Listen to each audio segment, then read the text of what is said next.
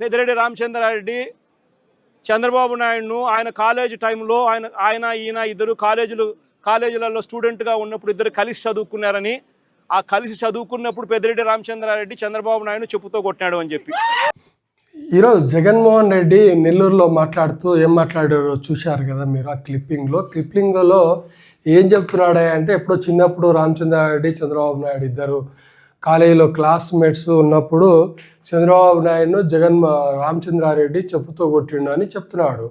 ఇప్పుడు ఆ విషయం ఎందుకు చెప్తున్నాడో నాకు అర్థం కాలేదు. ఒకవేళ చంద్రబాబు నాయుడు నిజంగానే అంత సేడిస్ట్ అయితే అతను ఇప్పటికీ 3 సార్లు అయ్యింది కదా, ఇది మొదటిసారి కాదు కదా చీఫ్ మినిస్టర్ కావడము.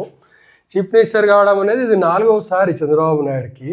మరి ఇదే విధంగా చంద్రబాబు నాయుడు నిజంగానే సేడిస్ట్ అయితే 3 సార్లు, అంతకుముందు 3 సార్లు అయినప్పుడు ఎప్పుడో రామచంద్రారెడ్డి మీద ఎంత పగలుంటే, సేడిస్ట్ అయితే వాళ్ళ పార్టీలో వీళ్ళ పార్టీలో ఏముంటుంది, రాయలసీమ వాళ్ళకు పగ ప్రతీకారాలు అనేది మామూలే.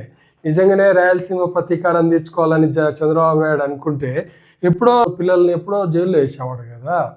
మరి జగన్మోహన్ రెడ్డి ఇప్పుడు ఆ ఇష్యూ ఎందుకు చంద్రబాబు నాయుడిని రెచ్చగొడుతున్నాడో నాకైతే అర్థం కావడం లేదు. ఇంకా 3.5-4 ఏళ్ళు ప్రభుత్వం వాళ్ళ చేతుల్లో ఉంటుంది.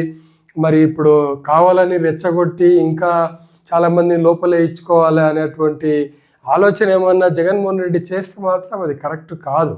ఎందుకంటే జగన్మోహన్ రెడ్డి తెలుసుకోవాల్సింది ఏంటంటే, 29లో నేనే గెలుస్తా అనుకోవచ్చు. అది నేను గెలుస్తా అనుకోవడము అది కాన్ఫిడెన్స్. కానీ నేనే గెలుస్తా అనుకోవడం ఓవర్ కాన్ఫిడెన్స్. ఎప్పుడైనా ఓవర్ కాన్ఫిడెన్స్ అనేది మంచిది కాదు మనిషికి.